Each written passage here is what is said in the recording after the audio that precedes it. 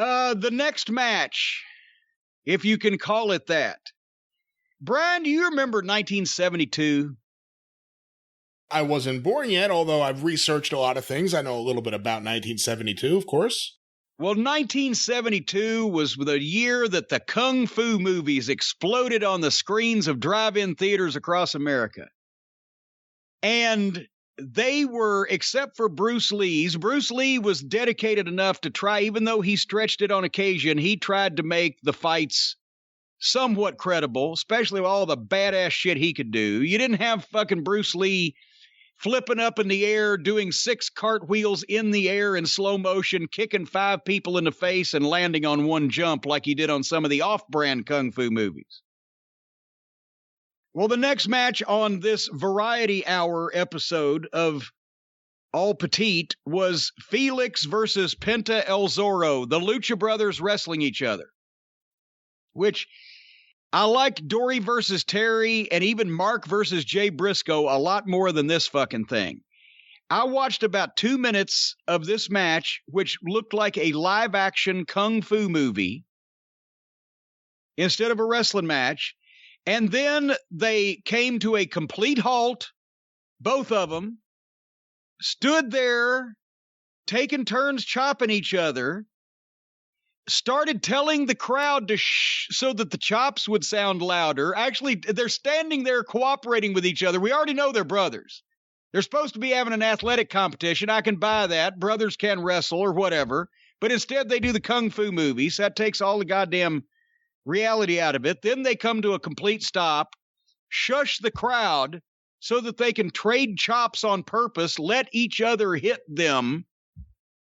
And then the one that fucking did threw a shitty chop fucking sounded like me slapping Stacy sometime for fun. And I fast forwarded the rest of this fucking thing. Let me know when Walter does that spot with somebody where you chop me and I'll chop you on purpose and we'll stand here and take it. When Walter does it, I'll watch it. In the meantime, these two fucking sock-faced fucks, I fast forwarded about 10 minutes and I stopped to see what they were doing. And at that point, they were helping each other balance on the top rope so that both guys at the same time could do a double backflip off the top into the middle of the ring, and you couldn't tell who took the move and who gave the move. And I zipped further. Felix won, if anybody gives a 2 rats' asses. Well, you missed the spot where he got hurt. How'd he get hurt and then do a fucking backflip off the top rope? Or was that after? I think that was after it. And by the way, I too saw the people popped because it was spectacular. What exactly did he do? Other than both guys jumping at the same time and both doing a backflip, what is the actual move supposed to be? Here's the move. One guy gets up on the top rope, and then he reaches down and helps the other guy get up on the top rope, standing next to him. And then one of them stands looking away from the ring, and the other one stands next to him looking toward the ring. And they grab a hold of each other carefully, and they both do a backflip off the top rope like they're going into the swimming pool, and they land in the middle of the ring. That's the move. I just described exactly what they did.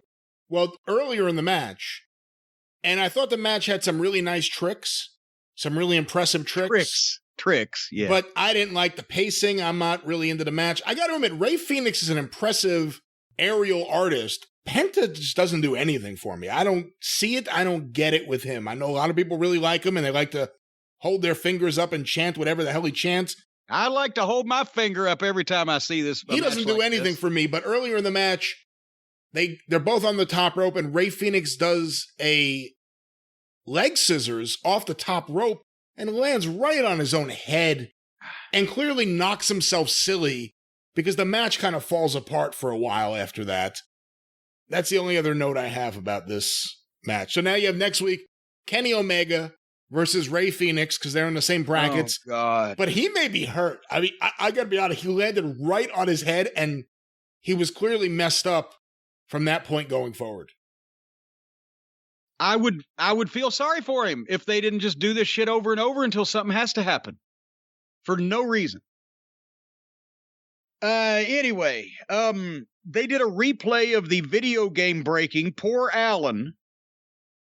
The named video arcade game of fuckwit Pip Sabian and Miro the Bulgarian brute. I can't even say that. I think of a Bulgarian brute when I hear that name, and then I think of him with his fucking blonde Q-tip hair wearing that pink Minnie Mouse t-shirt. I just think, well, isn't he just special? He likes video games. They should just dress him like Super Mario.